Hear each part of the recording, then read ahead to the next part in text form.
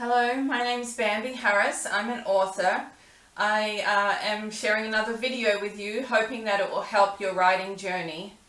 Hopefully you've seen the first video, which it lets you know how to start, essentially. If we want to roll back to the essentials, starting is all down to you literally just writing a word, a sentence, anything, a note, a side note, anything. So now we're down to, okay, what am I going to write about? So that's what we're going to discuss today, what to write about. And you might think, well, okay, I've got some ideas in my head, but you'd be surprised how different your journey can be once you've really settled into a concept. And the other thing is, a lot of people don't realize there are different options. It's not just that you can be a fiction novelist, like that's what I do, and I can tell you that a lot of my advice will help people who choose different routes and different methods and different genres. But it doesn't have to even be fiction. So you might want to try something non-fiction, and there's a lot of different things in there. You might say, well, I don't know anything about like some other place or someone's background or whatever. But when I'm talking about non-fiction, it's amazing how you can talk about things that you really are passionate about. Say if you are a hairdresser, for example, you could write something about your favorite styles. You could do a how-to book, an instructional book on how to cut your hair a certain way, on a very specific, concept about candies if you wanted, or your favorite ways to sew. I mean, a how-to book is something that people are really starting to warm to now, and you can put a video with it on YouTube and say, here's my book and here's my YouTube, and I'm going to show you how to do it. And people like to collect these sort of things and make it easier to learn something. But it's not just if you want to do that. You can also go to something historical, either about your family or somewhere in a town. I mean, you could do something educational. You could write a biography about yourself, about a particular experience. Or you could write a biography, I should say an autobiography is about yourself. If you want to write a biography, you could write it about someone else. Maybe a movie star's life. If you want to get heavy into research, research can be something that someone really enjoys, or it can be something that someone really is daunted by. I personally don't love too much research. You have to really be accurate in what you convey when you're talking about real subjects. But my specialty is fiction. But as I said, once you decide what you want to write about, you will feel the right one. That's the only way I can explain it. You will feel it like you're seeing someone across the crowded room. You will say, that's the one. And you might think you have it. You might go, well, I really know a lot about mechanics, so I'm going to write about this special tool or something. And you might go, okay, you start writing ideas. You might say, well, this is going to help somebody or whatever. But if you're sitting there going, oh, this isn't very exciting to me, I know a lot about it, but I'm not really feeling it. Trust me when I say when you feel that feeling of not really feeling it, it's a huge significant find. It's something that says to you, this is not it. This is not what you want to put out there. And it doesn't matter if it's fictional or non-fictional, or how-to, a coffee table book of quotes. It doesn't matter. If you don't feel passionate about it, you're not going to produce a product that people will enjoy. It's as simple as that. So I'm going to give you an example. I want you to think about your favorite movie or favorite TV show, something that you have gone back and watched your favorite episodes, or something where you can think of certain episodes where you're just like, wow, I'm so impressed by that. I'm so intrigued by that. I love that moment, that feeling that something gave me. So imagine it's someone who is in a dark setting with fog and all that sort of stuff, and someone enters the scene, and the area is quiet, and there's no one else around, and there's mist and fog and a very eerie feeling. Now imagine you're watching that in a movie, and then something happens, or someone says something, or something very ominous and fascinating happens that you just didn't expect, and you feel to yourself, wow, that was so interesting. That was so intriguing. I was frightened, but I wasn't startled. I was definitely sitting on the edge of my seat going, what is in there? What is behind the fog? What is behind down the track, down the end of that road where it's dark that I can't see yet? And so you might say, well, that's just one little feeling, but you can write a whole book based on that feeling. You can just decide on a movie or a TV show, not necessarily take it from that scene or from that TV show, but that feeling is what you want. If that feeling is something you enjoy, where you're going, I want to find another movie or another TV show that's like that, that's the same genre, that gives me that same kind of feeling of fascination and mystery, and I'm on the edge of my seat, then that's what you want to write. So with that in mind, when we're talking about biographies and we're talking about non-fiction and things like that, absolutely apply the same feeling.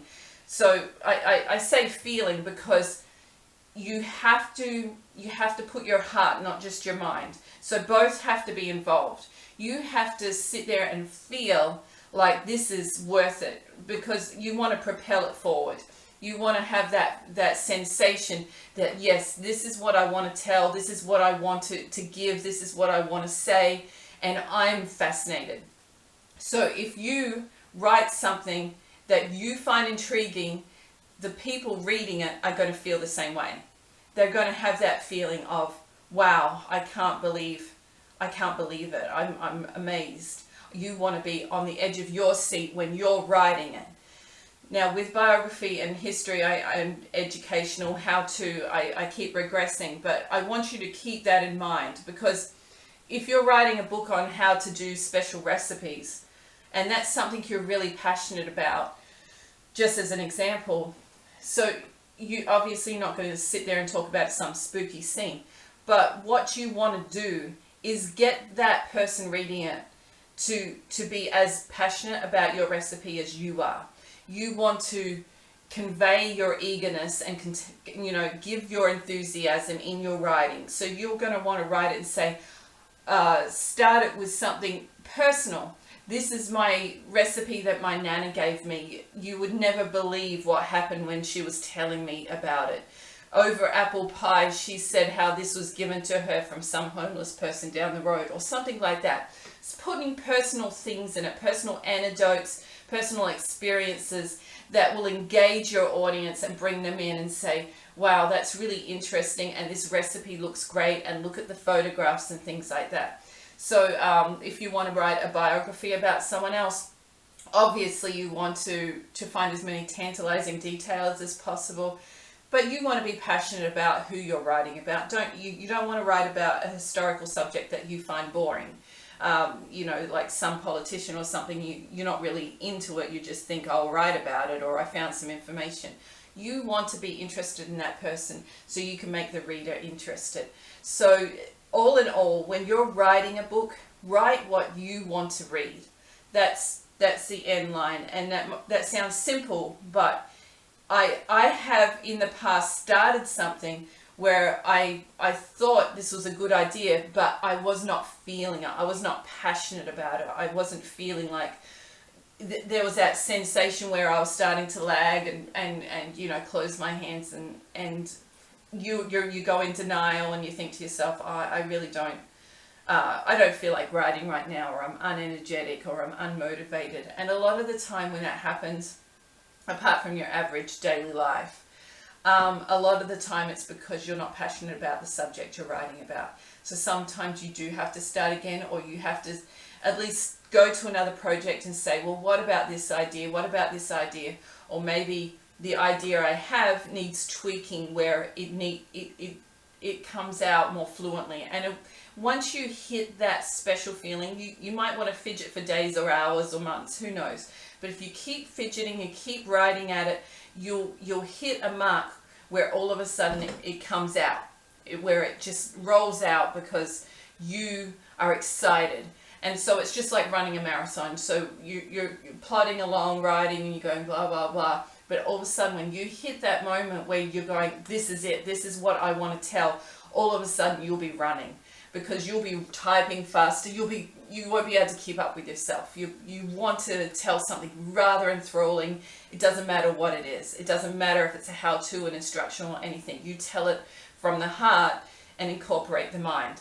So again, the feeling what I want to leave you, what I want to impart, is write a book that you will read. Write only a book that you will read. Give it the feeling of your very particular touch. Don't worry about how other people write, how they express themselves, how things should be written. Absolutely don't mind about any of that. Anything you worry about in the technical sense, you can combat down the track. If you concentrate too much on that, you will kill the feeling of what you're putting out there. It's like if you're singing a song and every 2 words you go, oh, that's not it, this has to be tweaked, or this has to be toned. You don't want to do that, because you'll never finish. Just write from the heart, and then way down the track when you're done, go back to the beginning and then write from the head. So you can fix technicalities, editing, grammar, how it's supposed to be paragraphed. However, worry about that later. Tell your story. Truth or fiction, it doesn't matter. Tell your story how you would tell it without overthinking it, without worrying about what's right. And that will come out better. It will be a better song. It will come out more melodic, and people will enjoy it more. So just, I know this expression is thrown around too much, but just be you. I mean, really, just be you, and don't worry about how it's supposed to be done. Just tell it how you want to tell it, and worry about the technicalities later, and write a story that you would read. And that's all for today. That's all I want to. I just want to get you set up and get started on fidgeting around with ideas. You don't have to commit to it. You can commit to one and then change your mind later. There's no rules. So please subscribe to my channel. There's a subscribe button on the page, a little red one. And if you want to see future videos, you can click the little bell next to the subscribe button, and that will notify you. And if you want to ask me any questions, please do. I hope to address most writing issues and ideas in future videos, so please keep watching, and I will combat questions along the way. Okay, thank you, and have a nice day.